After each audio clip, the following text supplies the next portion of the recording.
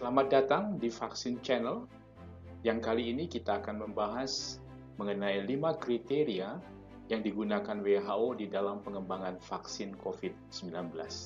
Selamat mengikuti.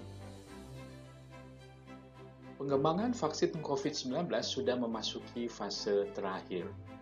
Sedang dipersiapkan laporan final dari hasil uji klinik yang sudah dilakukan di berbagai negara di dunia. Diharapkan dalam waktu dekat ini beberapa badan pengawas obat dan makanan yang ada di beberapa negara dapat memberikan persetujuan penggunaan darurat ataupun emergency use authorization untuk vaksin COVID-19 ini.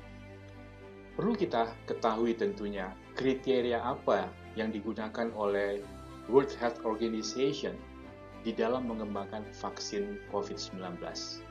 Kriteria ataupun atribut apa yang dapat digunakan sebagai pedoman sehingga masyarakat umum dapat mengetahui secara sederhana kriteria-kriteria pengembangan vaksin COVID-19 tersebut.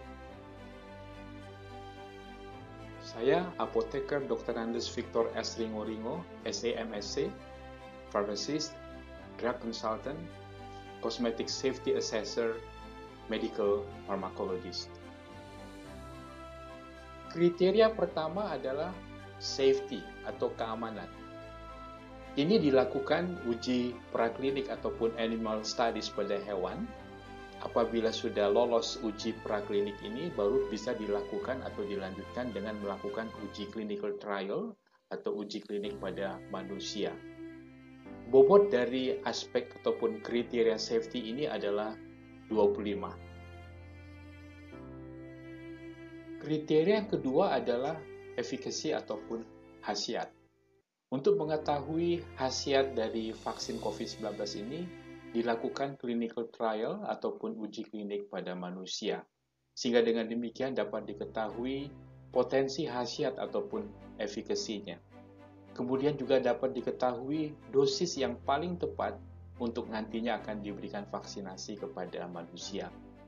Bobot ataupun skor dari kriteria efikasi ini adalah 25. Kriteria ketiga adalah berkaitan dengan stability ataupun stabilitas. Vaksin biasanya disimpan pada suhu 2-8 derajat Celcius, baik dalam perjalanan ataupun distribusi, dan juga di dalam penyimpanan di kulkas pada suhu 2-8 derajat Celcius. Dengan demikian, kita akan mengetahui stabilitas vaksin ini sebelum digunakan agar efektif pada waktu penggunaannya. Data stabilitas ini cukup untuk menjamin pemberian dosis yang diuji. Bagaimana skor ataupun kriteria dari stability ini adalah 10. Kriteria yang keempat adalah implementation atau implementasi. Dosis yang digunakan tentunya tidak boleh terlampau besar karena penggunaannya secara parenteral.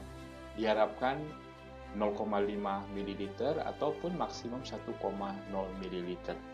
Sehingga dengan demikian, dengan volume yang kecil ini dapat lebih mudah dan praktis di dalam implementasi vaksinasinya. Skor dari kriteria implementation ini adalah 15. Kriteria yang kelima adalah availability ataupun ketersediaan dari vaksin COVID-19 tersebut. Harus bisa diproduksi dengan cepat sehingga dengan demikian distribusi dan pelaksanaan vaksinasinya bisa dilakukan dalam waktu yang singkat dan menjangkau jumlah populasi yang cukup besar. Skor dari kriteria availability ini adalah 25.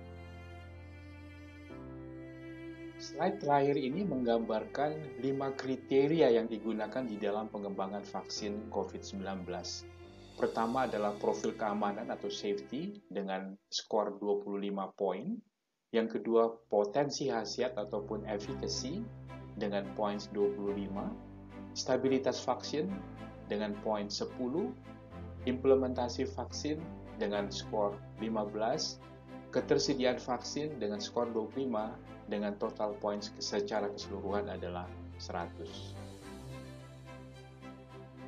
Demikianlah informasi yang dapat kami sampaikan berkaitan dengan 5 kriteria di dalam pengembangan vaksin COVID-19. Yang pertama adalah safety, kedua adalah efficacy, yang ketiga adalah stability, yang keempat adalah implementation, dan yang kelima adalah availability. Kiranya informasi ini dapat bermanfaat bagi Anda sekalian. Walaupun nanti kita sudah mengalami ataupun mendapatkan vaksinasi COVID-19, tetapi kita diharapkan tetap menghidupkan pola kehidupan yang baru dengan menjaga dan melakukan protokol kesehatan secara sempurna, yaitu memakai masker, rajin mencuci tangan dengan sabun dan air mengalir, menjaga jarak, dan menghindari kerumunan. Stay healthy.